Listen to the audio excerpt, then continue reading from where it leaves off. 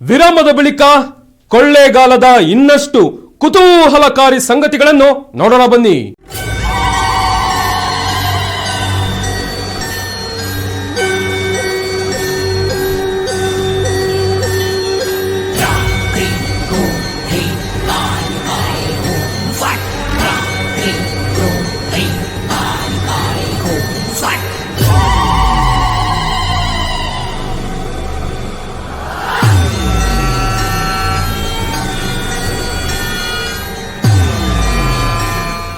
ರಸ್ತೆ ಅಪಘಾತಗಳಿಂದ, ಅನಾರೋಗ್ಯದಿಂದ, ಕೆಲವೊಂದು ಗ್ರಹಣಗಳಿಂದ ಹಾಗೂ ಆತ್ಮಹತ್ಯೆಯಿಂದ ಅಮಾವಾಸ್ಯೆಯ ದಿನದಂದು ಸಾವನ್ನಪ್ಪುವ ವ್ಯಕ್ತಿಗಳ ಆತ್ಮಕ್ಕೆ ನಾನಾ ರೀತಿಯ ತಂತ್ರ ಮಂತ್ರಗಳ ಪ್ರಯೋಗವನ್ನು ನಡೆಸಿ ವಶಕ್ಕೆ ತೆಗೆದುಕೊಂಡು ಊಹಿಸಲಾಗದಷ್ಟು ಚಮತ್ಕಾರಗಳನ್ನು ಸ್ಮಶಾನದ ಮಾಂತ್ರಿಕರು ನಡೆಸುವ ಕಗ್ಗತ್ತಲ ವಿಸ್ಮಯಕಾರಿ ಪ್ರಯೋಗಗಳನ್ನು ನೋಡಿದರೆ ಬೆಚ್ಚಿ ಬೀಳುತ್ತೀರಾ.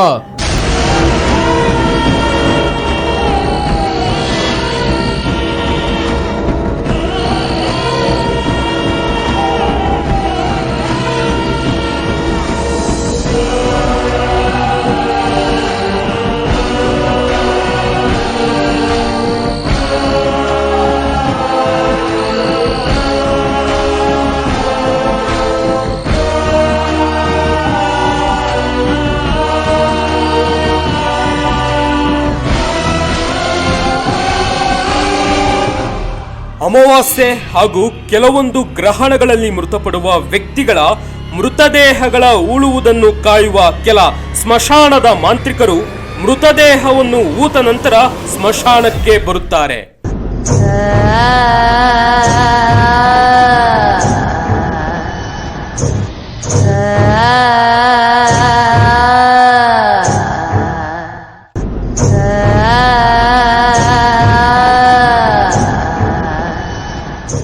ಮಾಂತ್ರಿಕ ವಿದ್ಯೆಯಲ್ಲಿರುವ ಕೆಲವೊಂದು ಕ್ಷುದ್ರ ಶಕ್ತಿಗಳನ್ನು ದೇಹದ ಮೇಲೆ ಪ್ರಯೋಗಿಸಿ ತಾವು ಒಲಿಸಿಕೊಂಡಂತಹ ಅಗೋಚರ ಶಕ್ತಿಗಳಿಂದ ಮೃತಪಟ್ಟ ವ್ಯಕ್ತಿಗಳ ಈಡೇರದ ಆಸೆಗಳನ್ನು ತಿಳಿದು ಅಂತಹ ಆಸೆಗಳನ್ನು ನಾವು ಈಡೇರಿಸುತ್ತೇವೆ ಎನ್ನುವ ಮಾಂತ್ರಿಕರು ಸೂಚಿಸುವ ದೇಹಕ್ಕೆ ಮೃತಪಟ್ಟ ವ್ಯಕ್ತಿಯ ಆತ್ಮವನ್ನು ಸೇರಿಸುವುದರ ಮೂಲಕ ಮೃತಪಟ್ಟ ದೇಹವು ಶಕ್ತಿಯನ್ನು ಪಡೆದು ಸ್ಮಶಾನದಿಂದ ಹೊರ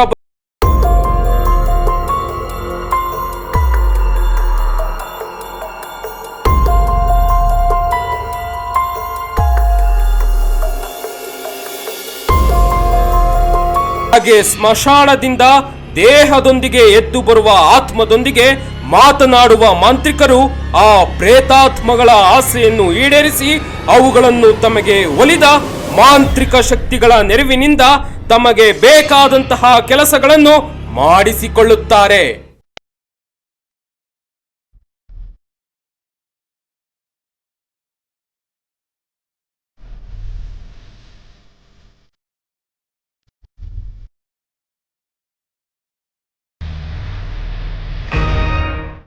ಈ ರಾಜಕೀಯಕ್ಕೂ ವಾಮಾಚಾರಕ್ಕೂ ಅವಿನಾಭಾವ ನಂಟಿದೆ.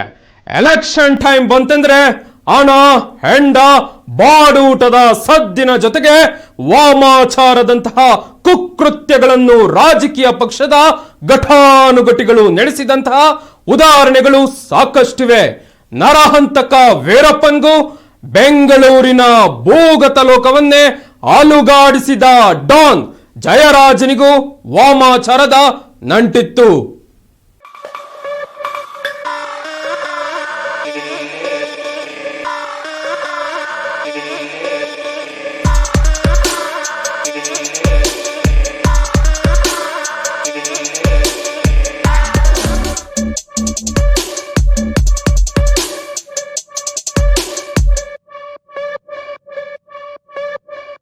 ಕೊಳ್ಳೇಗಾಲ ತಾಲೂಕಿನಲ್ಲಿರುವ ಮಾಟಳ್ಳಿ ಗ್ರಾಮ ವಾಮಾಚಾರಕ್ಕೆ ಪ್ರಸಿದ್ಧಿ ಪಡೆದಿರುವ ಸ್ಥಳ.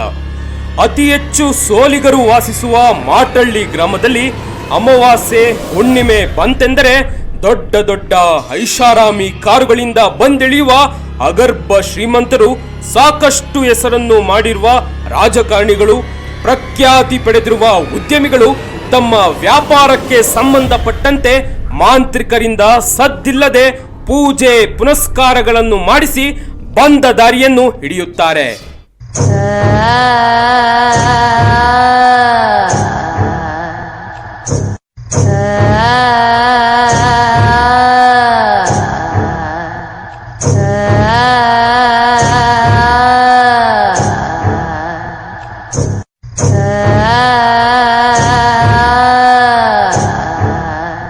ತಮಿಳುನಾಡಿನ ದಿವಂಗತ ಮುಖ್ಯಮಂತ್ರಿ ಜಯಲಲಿತಾ ಅವರ ಮೇಲೆ ಮಾಟದ ಪ್ರಯೋಗ ನಡೆಸಲಾಗಿತ್ತು. ರಾಜಕೀಯ ವಿರೋಧಿಗಳು ಜಯಲಲಿತಾ ಅವರ ಮೇಲೆ ವಾಮಾಚಾರ ನಡೆಸಿದ್ದರಿಂದ ಜಯಲಲಿತಾ ಅವರ ಆರೋಗ್ಯ ಸಂಪೂರ್ಣವಾಗಿ ಹದಗೆಟ್ಟು ಆಸ್ಪತ್ರೆಗೆ ಸೇರುವಂತಾಗಿ ಕೊನೆಗೆ ಚಿಕಿತ್ಸೆ ಫಲಕಾರಿಯಾಗದೆ ಸಾವನ್ನಪ್ಪಿದರು ಎಂದು ತಮಿಳುನಾಡಿನ ಪ್ರಖ್ಯಾತ ಹಿರಿಯ ಜ್ಯೋತಿಷಿಯೊಬ್ಬರು ಹೇಳುತ್ತಾರೆ.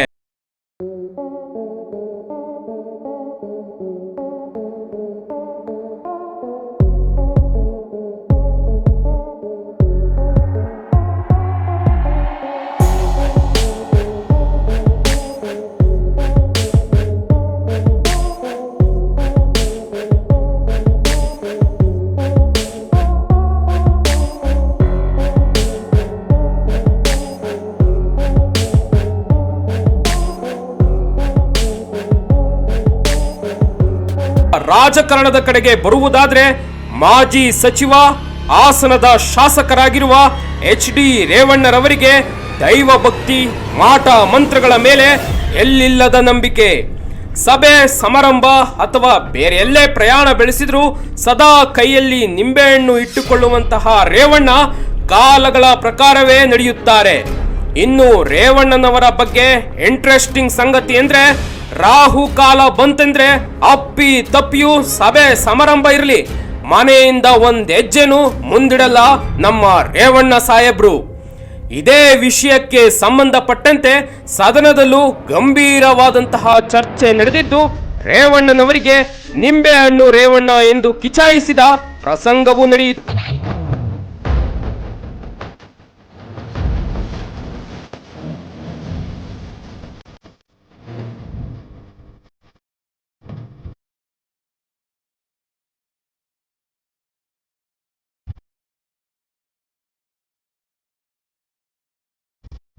ವಿಧಾನಸೌಧ ಹಾಗೂ ವಿಕಾಸಸೌಧಕ್ಕೂ ವಾಮಾಚಾರದ ಭಯ ಆವರಿಸಿತ್ತು.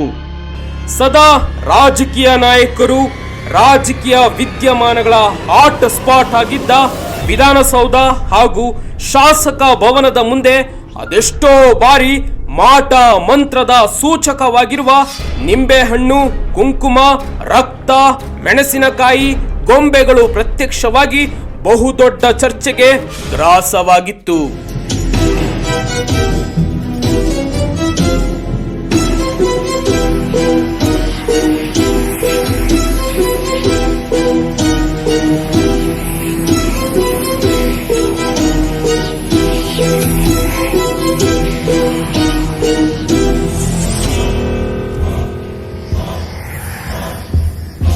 ಕಾಡುಗಳ ವೀರಪ್ಪನ್ಗೂ ಇತ್ತು ವಾಮಾಚಾರಿಗಳ ಬೆಂಬಲ. ಮಲೆ ಮಹಾದೇಶ್ವರ ಕಾಡಿನಲ್ಲಿ ಅಡಗಿ ತನ್ನ ಅಟ್ಟಹಾಸವನ್ನು ಮೆರೆದಿದ್ದ ನರಹಂತಕ ದಂತ ಚೋರ ವೀರಪ್ಪನ್ಗೆ ಕೊಳ್ಳೇಗಾಲದ ಮಾಂತ್ರಿಕರ ಕೃಪಕಟಾಕ್ಷ ಇತ್ತೆಂದು ಹೇಳಲಾಗುತ್ತಿತ್ತು. ಮಾಂತ್ರಿಕರ ಅಭಯಹಸ್ತ ವೀರಪ್ಪನ್ ಮೇಲೆ ಇದ್ದಿದ್ರಿಂದ ಅವನನ್ನು ಹಿಡಿಯಲು ಪೊಲೀಸರು ಹಾಗೂ ಸರ್ಕಾರದವರು ಹರಸಾಹಸ ಪಡುತ್ತಿದ್ದರು.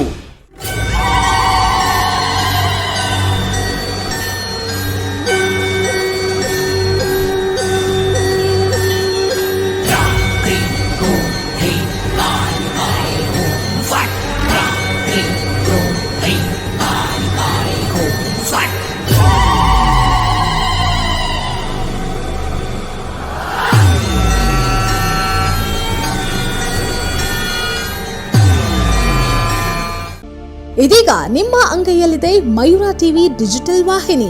ಹೆಚ್ಚಿನ ವಿಶೇಷತೆಗಳಿಗಾಗಿ ಸಬ್ಸ್ಕ್ರೈಬ್ ಮಾಡಿ, ಶೇರ್, ಲೈಕ್, ಕಮೆಂಟ್ ಹಾಗೆ ಫಾಲೋ ಮಾಡೋದ್ರ ಮೂಲಕ ಪ್ರೀತಿ ಹಾಗೂ ಪ್ರೋತ್ಸಾಹ ನೀಡಿ.